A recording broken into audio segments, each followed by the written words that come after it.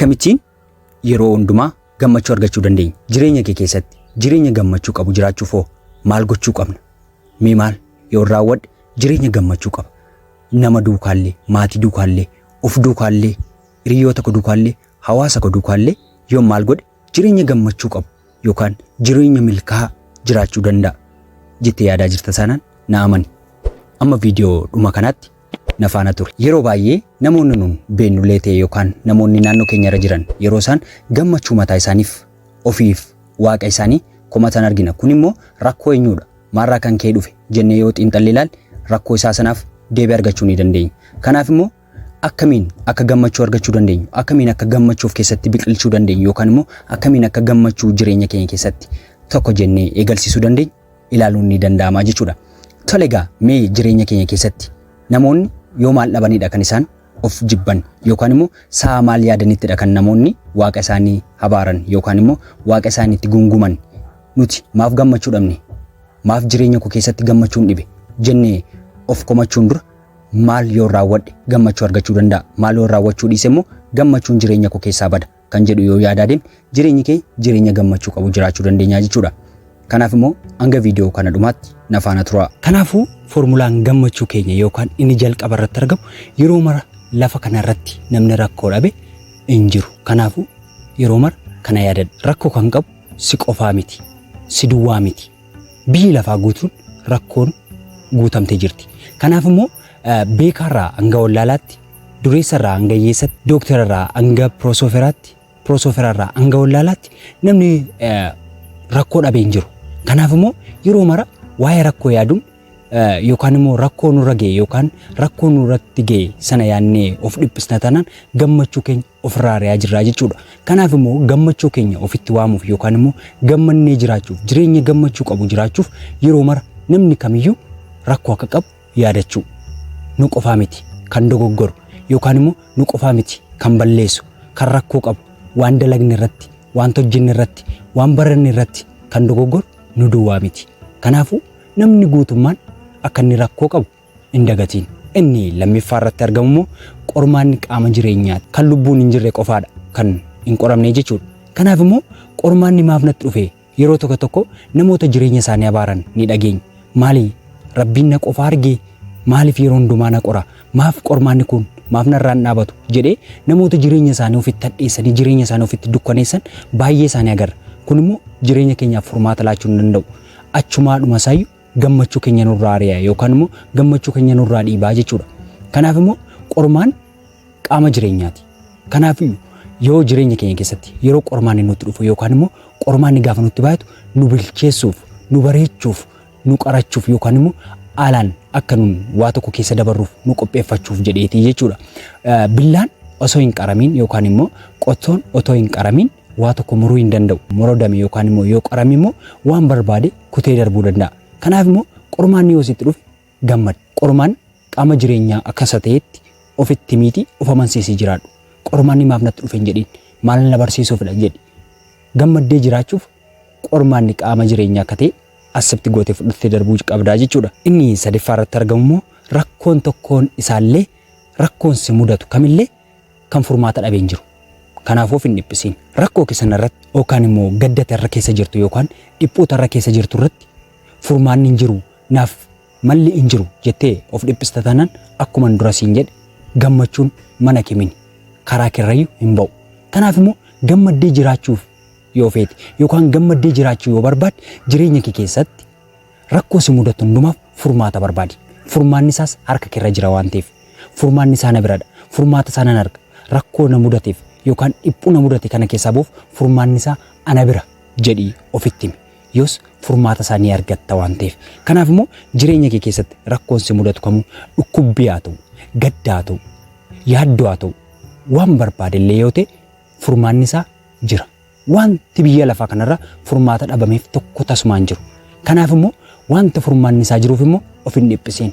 Kanaaf immoo rakkoon yoo jiraate akka furmaanni jiru yeroo hundumaafitti yoos gammaddee jiraatta yookaan jireenya gammachuu qabu jiraatta. Inni afuraffaa irratti argamu akkaataa itti sammuu kee keessatti of siiltee jirtuuf yookaan of fakkeessitee jirtu sammuu kee irratti dhiibbaa uumuu danda'a yookaan gammachuu kee irratti dhiibbaa uumuu danda'a jechuudha. Kanaaf immoo sammuu kee keessatti nama akkamii gootee of siltee jirta yookaan of boocee jirta. Gammaddee gammachuu guddaan jiraachuuf immoo dirqama sammuu kee keessatti waan gaarii yookaan immoo nama mul'ata qabu yookaan nama cimaa yookaan immoo nama amala qabeessa gootee of siltee jiraachuu qabdaa jechuudha. Gammachuu dhuma hin qabne gammaddee jiraachuuf.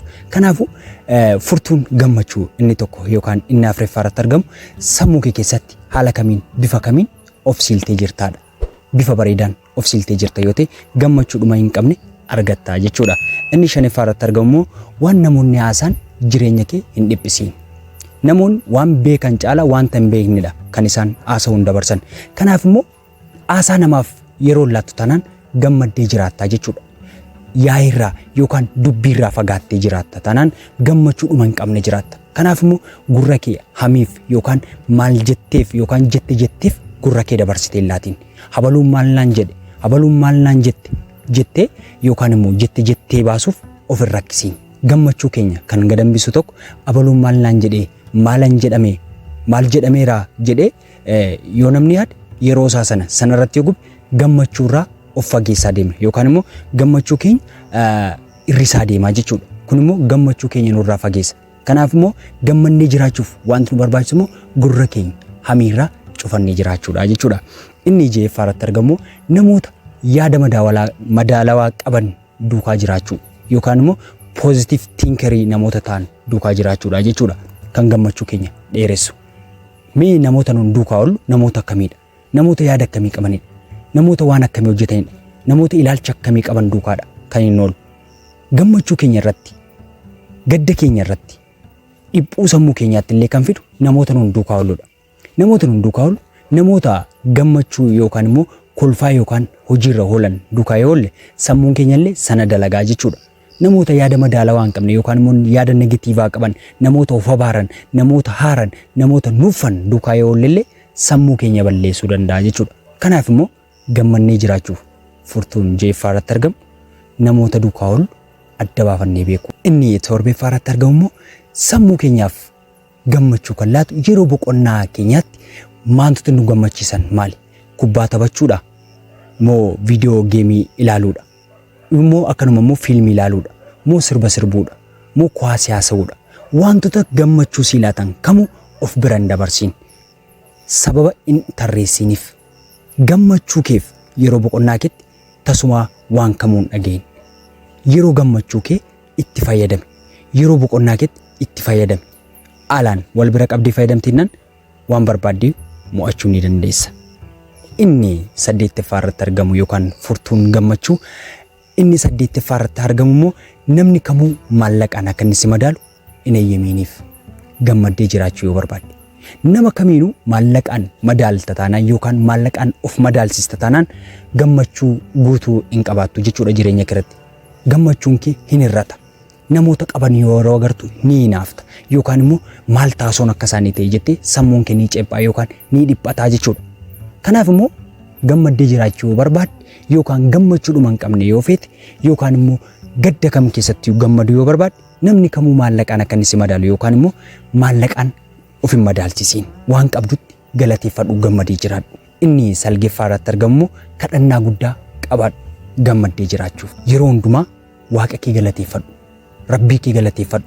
Wanta qabdu irratti, wanta hin qabne irratti, wanta godhu kam irratti yuunni ogeessa waan ta'eef, of dhiphesteef, of yaaddessiteef, of ceephessiteef, of gidirsiteef waan jijjiirtu tokko hin qabdu.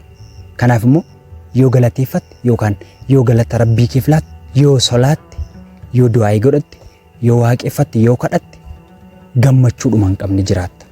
Gammachuu dhuma hin qabne argatta. Kanaaf immoo yeroo hundumaa gammaddee jiraachuu yoo barbaadde rabbii kee galateeffadhu, waaqa kee galateeffadhu, kominikeetii waaqa kee duukaa qabdu jabeeffadhu. Inni dhumeeffaarratti argamu immoo waan barbaaddu sanaaf ija jabaadhu. Waan keessi kee barbaadu, waan jireenya kee keessatti si gammachiisu. Namoonni baay'ee wareegama ni sodaatu.